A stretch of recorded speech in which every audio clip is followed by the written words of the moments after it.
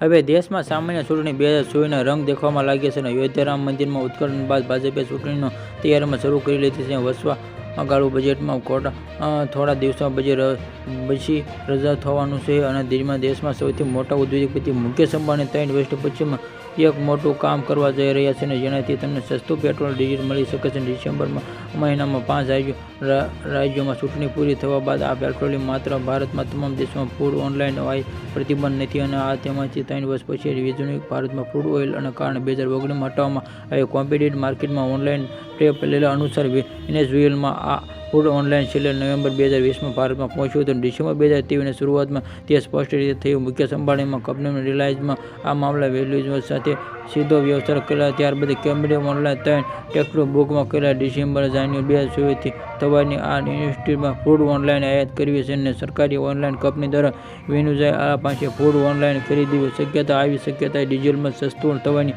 આશા છે અને રહેશે અને રસ્તું ફૂડમાં ઓનલાઈન વિકલ્પ અત્યાર સુધી ભારતમાં રશિયા સાથે ભારે ડિસ્કાઉન્ટ ફૂડ ઓનલાઈન આયાત અને ડિસ્કાઉન્ટ $2 પ્રતિ બેરલ થઈ રહ્યું છે અને પાસેથી $8 થી $10 બેરલમાં આ ઓઇલ નિકાસમાં સંસ્થાનો ઓપરેટ છે અને હાલમાં પાસેથી વિશ્વનો સૌથી મોટો તેલ ભંડાર છે. આવા સ્થિતિમાં વહેલું સસ્તામાં મળશે અને બજારમાં ફૂડ ભાવથી નીચે આવેલા ભારતની રિફાઇનનો કાયદો થશે અને આખરે દેશમાં પેટ્રોલ ડીઝલ ભાવના 80% ફૂડ ઓઇલ આયાત કરે છે. Subscribe my channel.